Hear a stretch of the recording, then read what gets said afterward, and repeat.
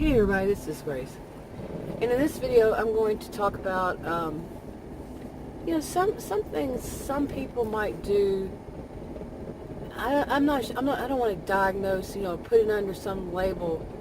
Some might say anxiety, some might say obsessive compulsion, something like that, that they might do, but really it doesn't have to be under that either. It's one of those, any of them. Just an odd thing maybe some people might do. Anyway, I'm trying to start off videos by saying, hey, it's a wonderful day. So it's a wonderful day. It's a beautiful day is what I meant to say. But anyway, about these, what some people might do, and I'm curious if other people do it, I've done it to myself, is set up a set of rules for yourself, not for anybody else. It's a set of rules for yourself that might not be all that great. Really, it's one of those questions of how is that working for you that you set up that kind of rule for yourself? And have you ever considered maybe, not that it's wrong, it's just not working, and that you can change it. Doesn't have to be wrong when you change it either. It could just be a different way to do it. And you actually do that. You say, okay, this isn't working for me. Let me try something else. And if that doesn't work right, I try something else until I get it right. Okay? And the thoughts I'm having on it is like, what I think one of the things for me, I'm not talking about anybody else in this, this is what happens to me. I'm not giving advice either. To me, it's like I have a resistance, not a fear, just I'm resistant to break my own rules. Okay? And why did I develop these rules? I'm 55, it's on me at this point, of why I made these rules, but where did it originate that I made so many rules for myself? And some of them are just downright silly. I can't even think of, now that I'm talking about it, I can't really think of an example.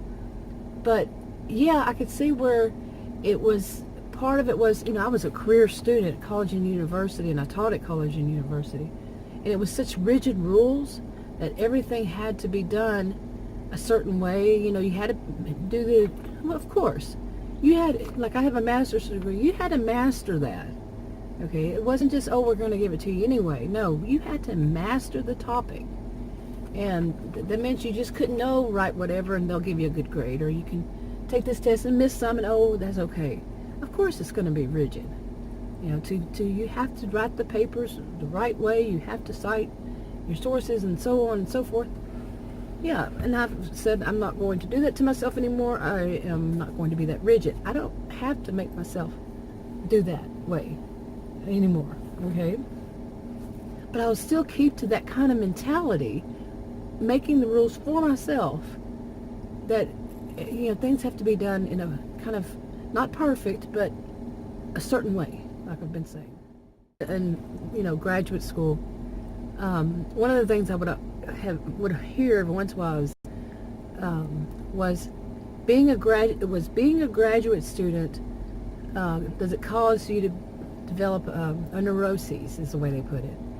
Or being a graduate student makes you become neurotic, or are you neurotic already so you become a graduate student? Anyway, you get the gist, right? Hey, I didn't have to stress over it, but yeah, that was the gist of it. Yeah, some people would see some of this is, like I said, obsessive compulsive. Some would think of it as, some anxiety, panic, and more on the anxiety thing is that, for me, then and after then, one of the things then that I had to learn was to be able to multitask, because there was so much to do. I was actually at some of the time, I was a student and I worked full-time, sometimes part-time, and, having a regular life outside of it. Yeah, that's a lot. There was that.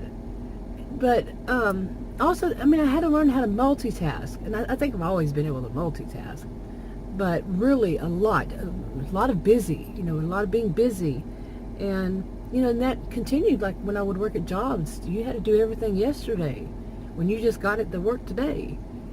Yeah, they wanted it yesterday. So you were always having to rush, rush, rush. And I think that has assisted me in doing this to myself, of making rules for myself.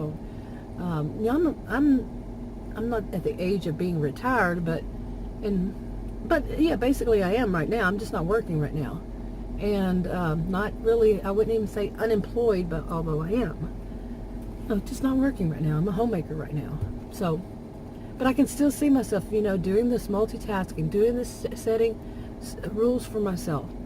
And I don't need to. And also, I don't have a boss. I can't even say I'm my own boss because I don't have a boss. So, but yeah, I wonder how many other people do this. People who some people who are retired or not retired, who are working, who are having to deal with more than one thing than just working and, having a regular life. You might have kids. You might also be a student or whatever. Work 2 jobs, work 3 jobs. But if you've ever had a break from it, did you see that, okay, I did too much. I was doing that too much. Anyway, what do you think? Leave a comment below if you feel comfortable. I'm going to go ahead and wrap this up. If you want to subscribe to this channel and you haven't already, click the circle. If you want to watch another video on this channel, click on the rectangles. Like, subscribe, comment, and share on your own social media if you would, and I'll talk to you on another video. Bye.